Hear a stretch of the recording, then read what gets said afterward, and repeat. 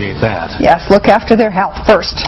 On to the news, everybody. You won't hear about this on Fox or CNN, but the Bush regime has quietly tooled up to utilize the U.S. military in engaging American dissidents after the next big crisis. We told you a little about this last week, but here's the full picture. In a frightening piece of legislation that was passed alongside the Military Commissions Act, the newly passed bill greases the skids for armed confrontation against citizens and abolishes posse comitatus.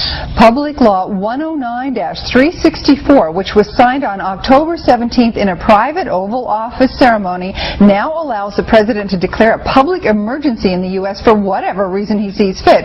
The bill also allows the president to station troops, including foreign troops, anywhere in America, and to take control of state-based National Guard units without the consent of the governor or local police authorities in order to, and this is a quote, suppress public dissent and disorder. Frank Morales, an Episcopal priest in New York City and an anti-war activist, said the groups listed as troublemakers include tax protesters, gun rights activists, militia groups, religious groups, anti-war protesters, homeschoolers, and various other general anti-government dissenters. Morales said the authorities know full well that a widespread awakening is taking place, especially now that the truth about 9/11 and the reason for the Iraq War are unfolding. And he speculated that the trigger event for the push to use the U.S. military against American dissidents is right around the corner and could happen any time within the next year. We have a link on our breaking news page at OutThereTV.com to the government's Operation Garden Plot bill,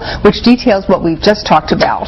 If President Bush gets his way, beginning on January 14th, 2007, we will all be on no-fly lists unless the government actually gives us permission to leave or re-enter the United States. The Department of Homeland Security wants all airlines, cruise lines, even fishing boats to obtain clearance for every single passenger they take in or out of the U.S. And it doesn't matter if you have a U.S. passport, which normally would give someone the right to enter and leave the United States at any time they want.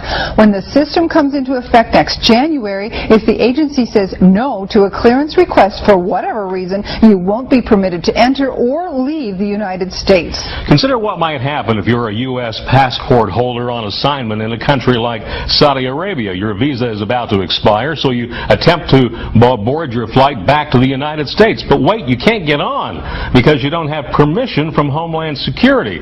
Foreign immigration officials then escort you to a detention center, or you can be detained indefinitely until your immigration status is sorted out. The question is, why would Homeland Security deny an American citizen permission to leave or enter the U.S.?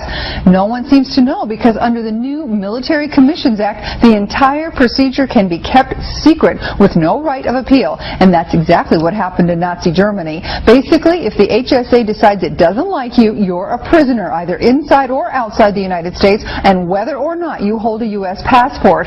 For more information on this proposed regulation, check out our breaking news page and read the details on this latest Department of Homeland Security travel document.